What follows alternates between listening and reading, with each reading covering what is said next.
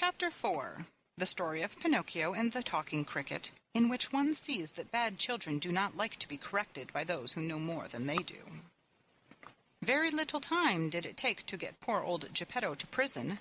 In the meantime, that rascal Pinocchio, free now from the clutches of the carabineer, was running wildly across the fields and meadows, taking one short-cut after another toward home.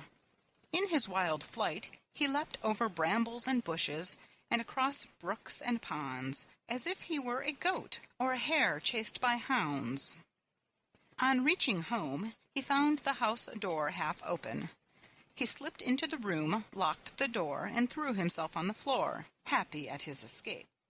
But his happiness lasted only a short time, for just then he heard someone saying, "Crie, crie, crie." "Who is calling me?" asked Pinocchio, greatly frightened. "I am."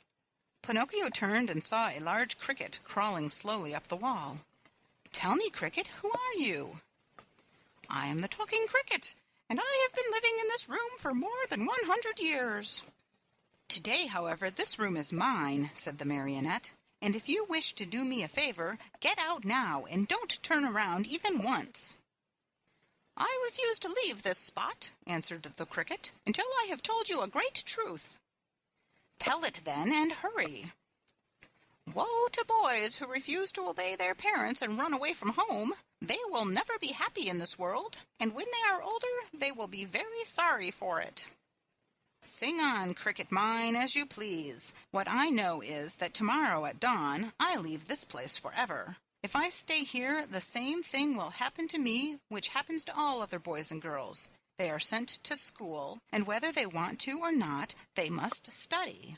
As for me, let me tell you, I hate to study. It's much more fun, I think, to chase after butterflies, climb trees, and steal birds' nests."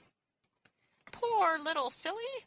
Don't you know that if you go on like that, you will grow into a perfect donkey, and that you will be the laughing-stock of everyone?" "Keep still, you ugly cricket!" cried Pinocchio. But the cricket, who was a wise old philosopher, instead of being offended at Pinocchio's impudence, continued in the same tone. "If you do not like going to school, why don't you at least learn a trade, so that you can earn an honest living?"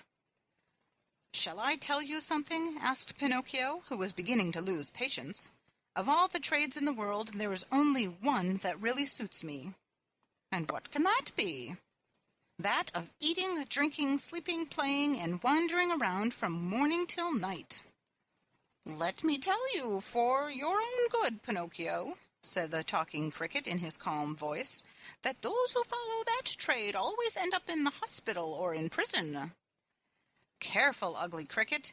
If you make me angry, you will be sorry." "Poor Pinocchio, I am sorry for you." "Why?" "Because you are a marionette, and what is much worse, you have a wooden head." At these last words, Pinocchio jumped up in a fury, took a hammer from the bench, and threw it with all his strength at the Talking Cricket. Perhaps he did not think he would strike it, but, sad to relate, my dear children, he did hit the cricket straight on its head. With a last weak "crie, crie, crie," the poor cricket fell from the wall, dead. End of Chapter 4.